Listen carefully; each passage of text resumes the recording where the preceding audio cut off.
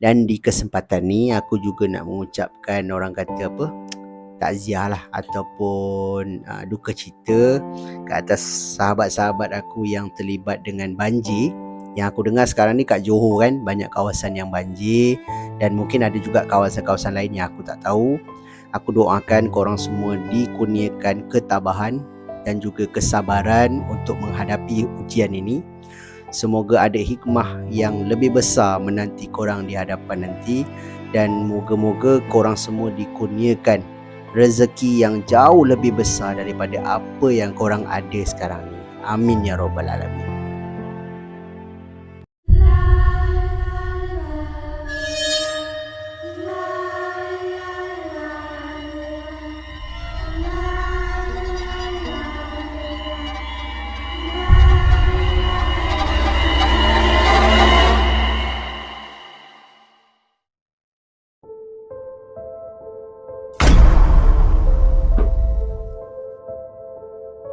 Assalamualaikum dan salam sejahtera.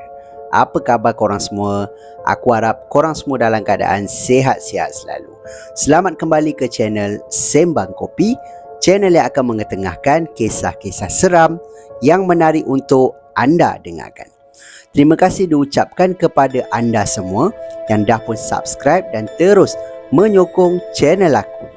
Yang mana korang semua yang baru je sampai ke Sembang Kopi pun, aku nak ucapkan selamat datang. Aku doakan korang semua yang menonton video ni dipermudahkan segala urusan korang semua dan dimurahkan rezeki yang barokah. Untuk kisah seram kita pada video kali ini, seperti biasa, aku akan kongsikan dengan korang 3 kisah seram yang dikirimkan kepada aku dan pada aku menarik untuk kita dengarkan. Suka aku ingatkan, jangan terlalu percaya dan taksub dengan kisah-kisah seram yang aku akan storykan kat korang ni. Anggap sajalah kisah-kisah ini hanyalah satu hiburan semata-mata. Jadi jangan buang masa lagi. Get your coffee. Jom aku story.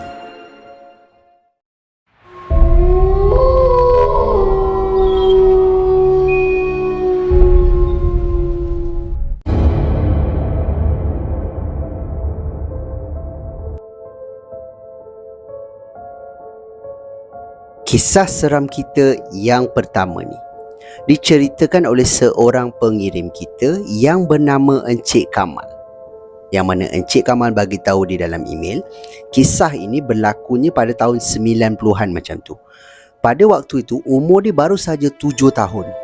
Dan disebabkan kejadian ini, berlaku banyak kacau bilau dalam keluarga dia, dan dia juga dapat tahu yang mata dia ni orang kata istimewa lah. Boleh nampak benda-benda yang kita tak nampak. Senang cerita, hijab mata dia terbuka lah. Yang mana sebelum kejadian ni okey je, dia tak nampak apa pun. Sampai satu waktu nenek beliau jatuh sakit. Yang mana nenek dia ni bidan kampung tau. And then bila dia dapat tahu nenek dia sakit apa semua, mak ayah dia pun packing barang and then terus menuju balik ke kampung. Bila sampai saja ke kampung, dia perasan yang makcik-makcik dia dah ramai lah. Ada dalam 2-3 orang makcik dia dah ada kat rumah tu. And then ada sepupu-sepupu dia semua ramai lah. Dia pun sampai disebabkan dia jauh, tinggal jauh daripada kampung. So agak penat lah kan dalam perjalanan apa semua. Dia pun mandi. And then lepas saja mandi, mak dia pakaikan baju apa semua, dia perasan yang ayah dia panggil dia. Panggil Encik Kamal ni. Yang mana dia kata, Sini Mal, sini Mal. Kenapa ya? Pergi tengok nenek. Nenek sakit tu, dia cakap macam tu. And then Encik Kamal ni pun masuk ke dalam orang kata bilik nenek dia ni. And then yang ada dalam bilik nenek dia waktu tu mungkin kawan nenek dia yang berada di sebelah nenek dia yang sedang terlantar ni, dan ada atuk dia. Atuk dia, lepas tu adalah makcik-makcik dia yang lain. Nenek dia ni memang tak mampu bercakap apa-apa tau. Dia just tengok ke orang kata shilling ataupun bumbung. And then diam je. Orang bercakap dengan bercakap dengan nenek dia pun, nenek dia tak boleh nak balas. Hanya diam je macam tu.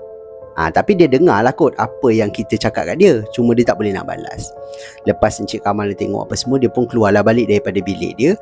And then dia terdengar tau perbualan antara emak dia dan juga makcik-makcik dia. Yang mana makcik-makcik dia ni gila-gila jaga nenek dia.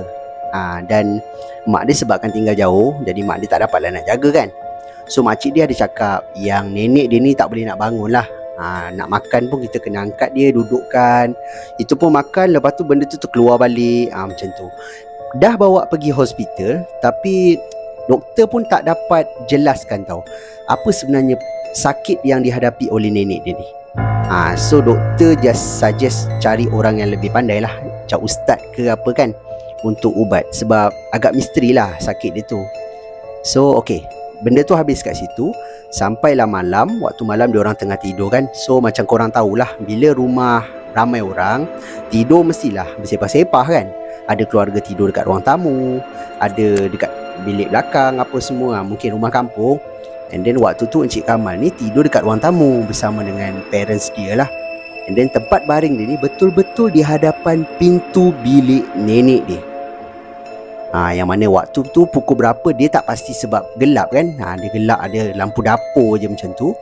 So bila dia tersedar tu, dia kata dia perasan dekat pintu bilik nenek dia ni, dia perasan ada kelibat nenek dia yang sedang berdiri betul-betul menghadap orang yang tengah baring ni. Macam tengah pantau tau, tengok semua yang tengah baring.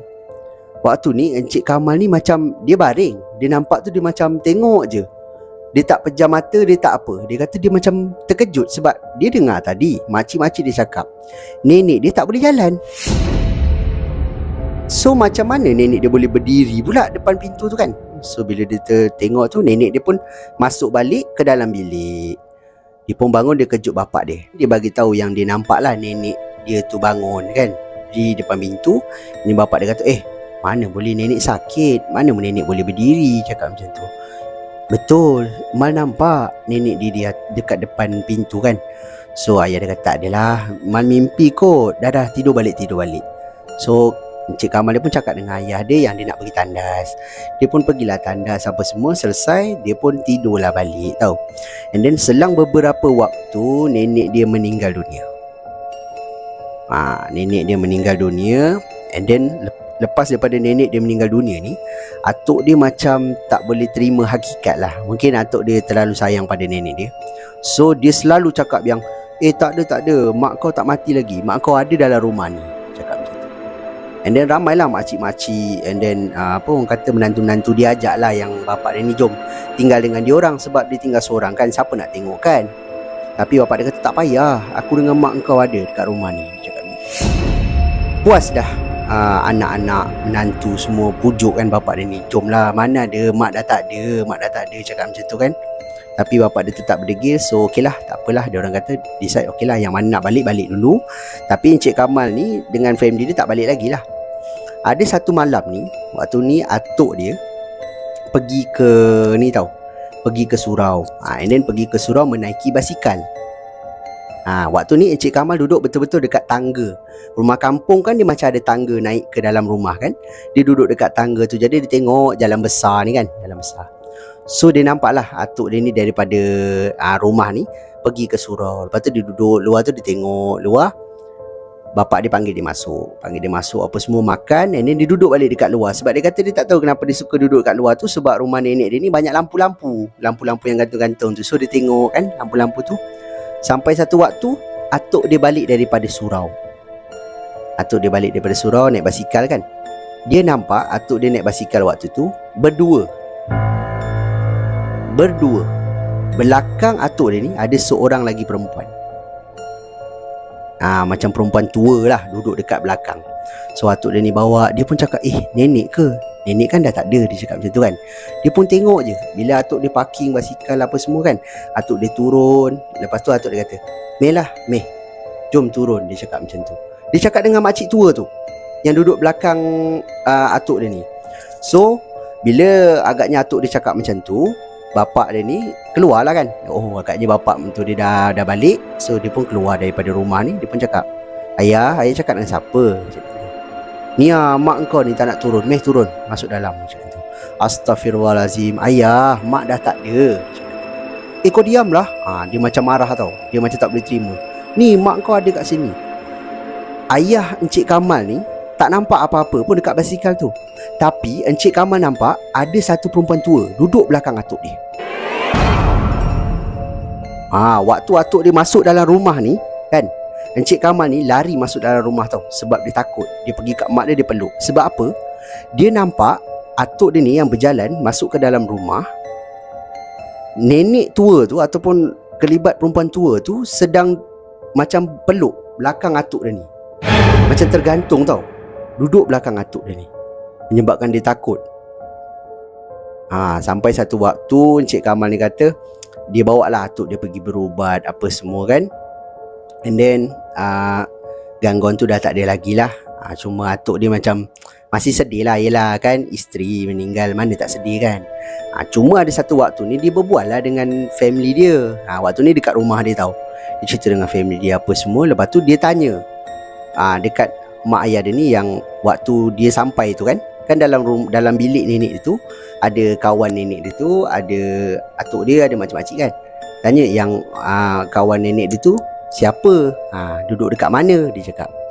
So parents Encik Kamal ni tanya balik Encik Kamal, kawan nenek yang mana, dia cakap macam tu.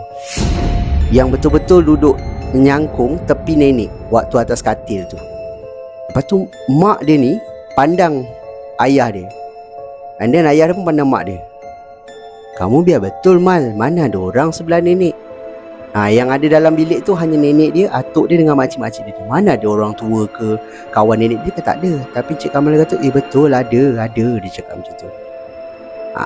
And then bila umur dia dah meningkat kan, masuk umur 8 tahun, 9 tahun dan semakin membesar, and then mata dia still lagi boleh nampak lah. Bila dia pergi ke mana-mana, dia masih lagi boleh nampak gangguan-gangguan ke apa semua. And then sekarang ni dia dah besar lah, dan dia pun dah join macam Darusshifa tu lah, mengubatkan orang apa semua. Dia gunakan kelebihan dia tu ke arah itu. Dan sebenarnya Cik Kamal ni, dia kisah dia sebelum ni dia pernah hantar satu kisah yang mana aku pernah buat video tentang satu video tentang hijab mata terbuka. Yang mana yang korang yang belum tengok, aku akan tinggalkan video tu nanti di hujung video ni, dekat tepi ni kan. Nanti korang tekan je, aku akan letak kat sini.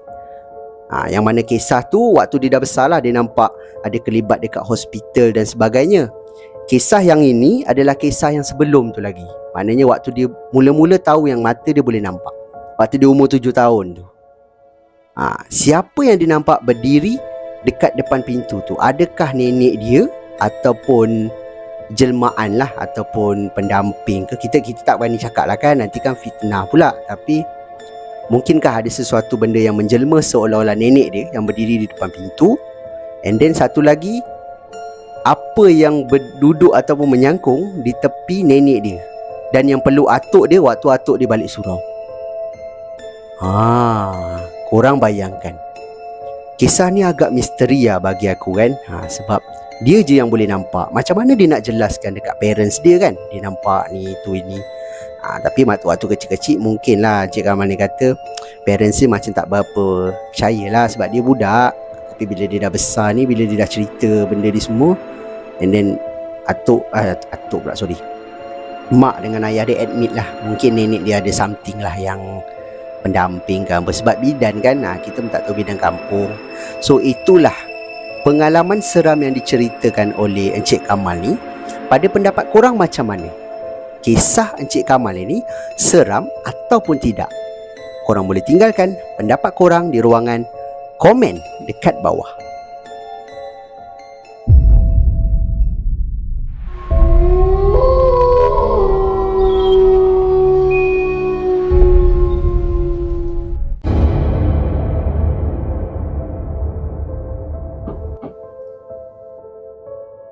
Kisah seram kita yang kedua ni pula diceritakan oleh seorang lagi pengirim kita yang ingin dikenali sebagai Kak Timah. Yang mana Kak Timah ni, dia bagi tahu dia ni tinggal di area Kuala Terengganu. Okay? Dan dia ingin berkongsi satu pengalaman seram dia sewaktu dia diganggu, ataupun boleh kita kata dia mengalami gangguan, dikejar oleh satu entiti yang dia sendiri tak pasti entiti tu adalah manusia ataupun makhluk halus. Kisah dia macam ni. Pada waktu tu Kak Timah ni sedang mengandung tau, dan usia kandungan dia tu adalah 6 bulan. Maknanya perut dia dah besar jugalah kan. And then suami dia pula, Encik Taufik, dia ni kerja sebagai security guard Dan security guard macam korang tahulah, roster dia ada kala pagi, ada kala malam kan, macam tu. And then kalau ada kawan tak datang ke apa, kena ganti macam tu lah. Tapi bila Encik Taufik ni bekerja malam, Kak Tima ni bagi tahu dia akan tinggal di rumah mak mentua dia. Rumah mak mentua dia ni beza hanya satu blok je dengan rumah dia. Dia tinggal di rumah apartmen tinggi. Jadi bila dia dapat tahu je yang suami dia bekerja malam pada malam tu, sebab ada partner ataupun kawan suami dia tak dapat datang, so dia kata okeylah, tak apalah, saya duduk rumah mak je lah, dia cakap macam tu. Dia pun siap-siap apa semua. Petang tu dia dah turun dah. Petang lah, bukan malam, petang dia turun pergi ke arah blok rumah mak mentua ni, singgah rumah mak mentua dia. Dia pun duduk apa semua kan, makan apa semua. Lebih kurang dalam pukul 10 lebih macam tu, dia dapat call daripada suami dia. Yang mana suami Kak Timah ni bagi tahu yang dia nak balik ke rumah. Sebab dia tak boleh nak kerja sampai pagi, dia tak sihat, dia cakap macam tu. Perut dia tak sedap. So okeylah, Kak Timah dia pun cakap, okey, abang dah makan belum? Belum. Tak apalah, kalau macam tu saya masak. Kak Timah cakap, kalau awak boleh masak, okey juga. Balik saya makan, lepas tu dah boleh rehat. Okey.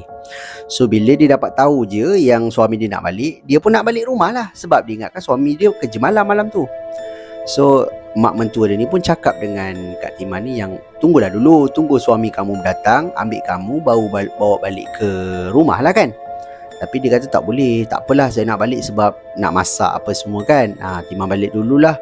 Kan kesian pula Abang Taufik balik tak ada makanan kan. Dan mak dia berkeras jugalah yang janganlah, tak payahlah, dah malam kot, dah pukul 10 macam tu kan, dia dah mengandung. So Kak Timah ni tetap juga berdegil, dia nak balik ke rumah. Dan okeylah, tak apa, dia pun berjalan seorang pergi ke arah lift untuk turun ke bawah. And then dia barulah berjalan ke blok ni kan. Masa dia tunggu lift ni tak ada apalah. Bila dia masuk, dia terserempak dengan seorang makcik. Makcik yang lingkungan umur dalam 60 ke atas macam tu. Ini Kak Timah bagi tahulah. And then dia tengok muka makcik ni macam dia tak berapa familiar lah dengan kawasan situ. Dia kata, siapa makcik ni, tak pernah nampak pun kan. Okay, diam je lah. Lepas tu tiba-tiba makcik ni tegur dia tahu, nak pergi mana nak? Nak balik rumah, cakap macam tu. Oh, rumah dekat mana? Dekat blok sebelah, dia cakap tu. Oh, okey. Awak mengandung mengandung. Dah berapa bulan? 6 bulan, cakap tu. Oh, anak sulung dia cakap macam tu. And then Kak Timah dia kata, mana makcik tahu? Makcik tahu, dia kata. Makcik dapat rasa, dia cakap macam tu. And then Kak Timah ni terkejut. Oh, okey. Tiba-tiba makcik ni macam nak pegang perut dia tau. Macam budak ni, dia macam nak pegang perut. And then Kak Timah terkejut lah. Kak Timah kata, kenapa ni makcik? Dia kata, alah, makcik nak pegang je, dia cakap macam tu.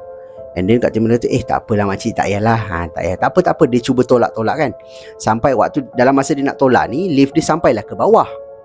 Jadi bila sampai bawah, dia pun keluar cepat-cepat tau. Sebab dia dah rasa macam tak selesa lah kan dengan makcik ni. Tiba-tiba dah lah makcik ni tahu dia mengandung anak sulung kan. Macam sesuatu sangat kan. Jadi dia pun cepat-cepatlah keluar, terus meninggalkan kawasan orang kata lift ni lah. Lift ni terus keluar daripada blok, menghala ke blok dia pula. Dalam keadaan dia berjalan laju, dia kata dia bukan lari, dia berjalan laju.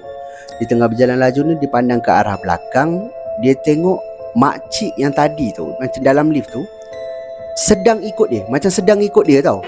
So dia lagilah bertambah takut. Sebab tadi makcik tu cuba nak pegang dia dekat dalam lift. Sekarang ni makcik tu ikut dia pula. Dia pun macam lari anak macam tu kan, pergi ke arah blok dia. Dan nak sampai ke lift, dia terjumpa seorang lelaki yang sedang tunggu lift. So dia kata dengan, Bang, tunggu bang, dia cakap tu. Kenapa dengan awak ni? Awak okey tak? Dia cakap tu. Saya kena ikut dengan seorang makcik ni, saya takut lah, dia cakap macam tu. Awak mengandung ke? Awak tinggal tingkat berapa ni? Tingkat 9. Oh, okey. Tak apa. Mana makcik tu? Tu ada kat belakang. Dia tunjuk kat belakang. Tak ada siapa-siapa pun kat belakang. Ini yang Kak Timah ni kata tak pastilah itu manusia ataupun makhluk halus kan. Tapi masa dia tunjuk tu tak ada tau. Okey, tak ada. Dia pun masuk lift. Bila lift dah terbuka, dia masuk. Lelaki ni pergi tingkat 5. So dia kena naik tingkat 9. Dalam lift tu hanya dia berdua je. Jadi dia pun okey lah. Dia naik lift sampai ke tingkat 5. Lelaki tu turun. Lelaki tu kata, awak nak saya teman awak sampai atas tak? Tak apalah bang, saya dah kahwin, nanti kan tak manis pula lah kan. Kak Timah kata ada orang ikut nama. Okey, tak apa. Okey, awak hati-hati Okey. Dia pun naik ke tingkat 9. Dia seorang je. Lepas tu Kak Tima cakap dia keluar daripada lift. Dia ada dua ni tau. Dia bila keluar lift ke kiri, nanti akan ada dua laluan. Ke kanan ada rumah-rumah, ke kiri ke rumah-rumah. Macam tu lah. Jadi dia keluar ke kiri ni, dia terus menghala ke arah rumah dia ke sebelah kiri. Dia jalan laju. Dia pun buka lah pintu rumah dia. Depan pintu rumah dia ada grill tau. Jadi dia buka grill tu kan. Dia buka grill tu. Dalam masa dia nak buka grill ni, dia tengok juga ke arah, orang kata corner yang daripada lift ni. Tengah dia buka pagar ni, korang bayangkan, dia nampak kelibat makcik tu keluar daripada corner tu. Ush, remang dulu rumah aku.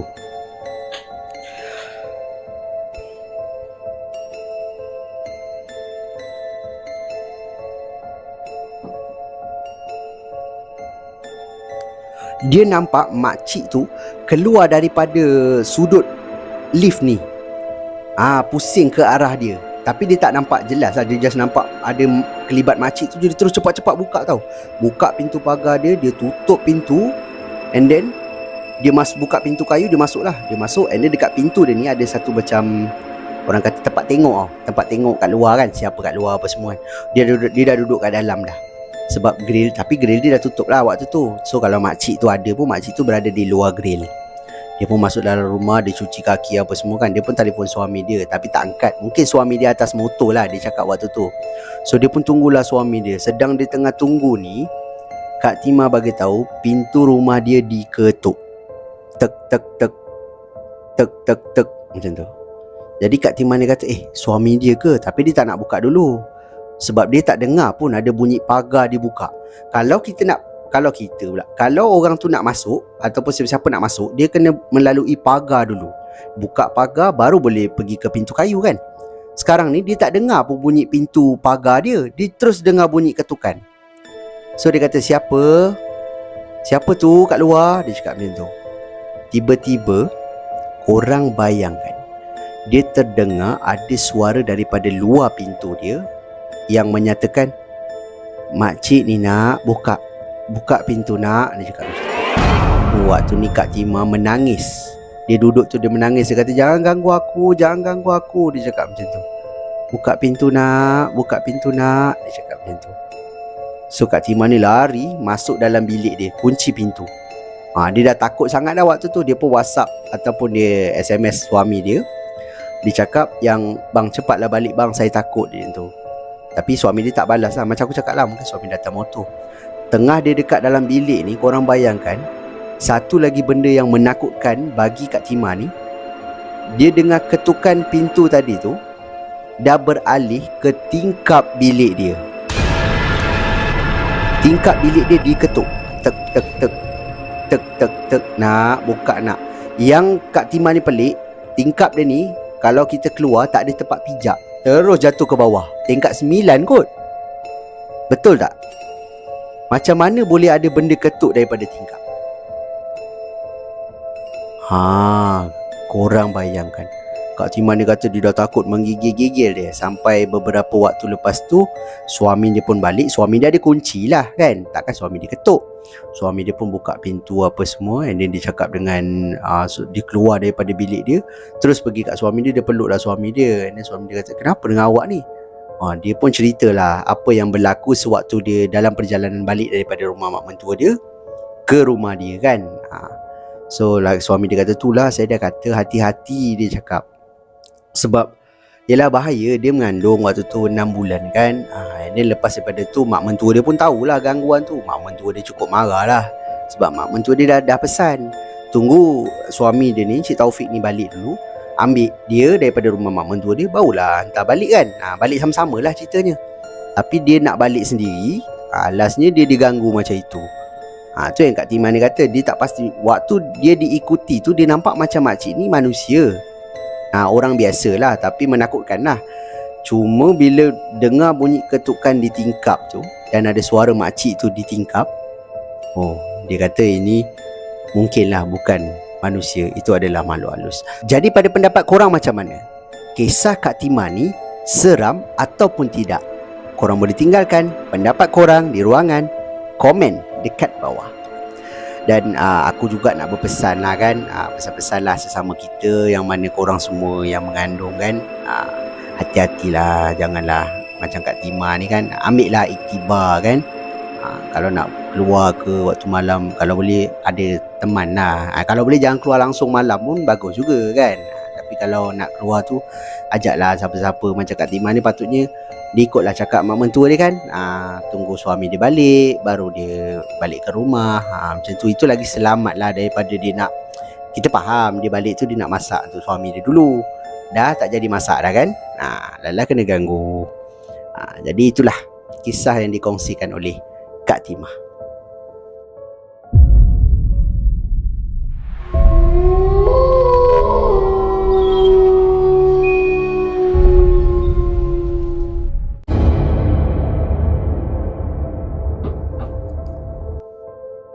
Kisah seram kita yang terakhir ni pula dikirimkan oleh seorang pengirim kita yang bernama Encik Ganesh. Yang mana Encik Ganesh ni adalah seorang yang berbangsa India lah. Dan dia ingin berkongsi satu pengalaman seram dia sewaktu dia membawa anjing dia berjalan-jalan di sekitar taman dia. Ini bukan kisah penampakan ke tidak. Dia kata yang kena macam anjing dia, tapi perasaan takut tu ada pada dia.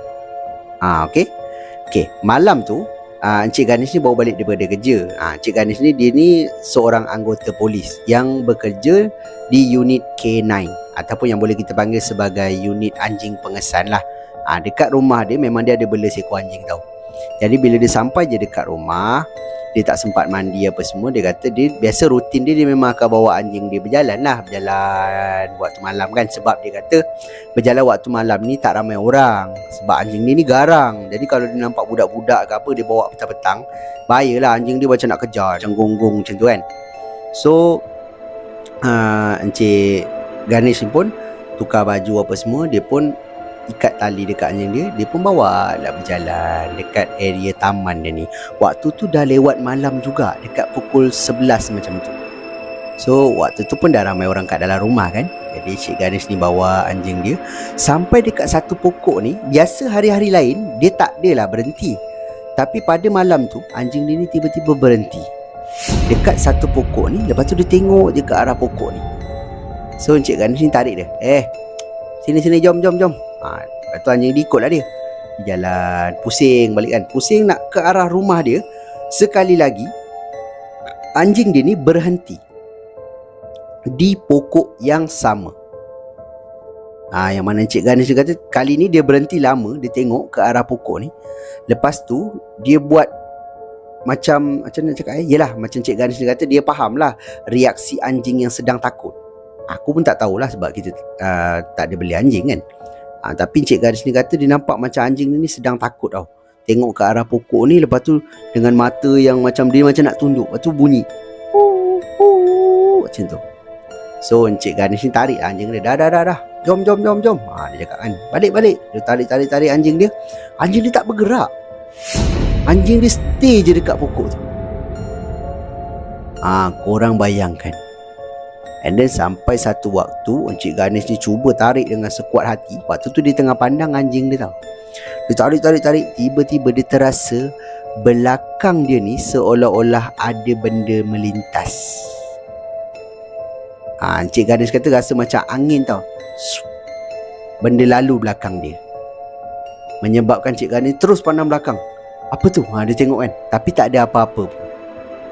Lagilah bertambah takut kan Encik Ganesh ni. Sebab Encik Ganesh kata anjing dia dah lah macam takut dengan pokok tu. Entah apa yang anjing dia nampak ke, dia pun tak tahu. Jadi dia kata dia tarik anjing dia kuat-kuat, sampaikan dia macam rentap lah anjing dia kan. Jadi anjing dia ikut jugalah, pelan-pelan anjing dia ikut juga. Tapi dalam masa dia tarik anjing dia nak bawa ke rumah balik semula ni, ataupun nak bawa balik rumah ni, anjing dia asyik tengok belakang dia ke arah pokok tu. Korang bayangkan.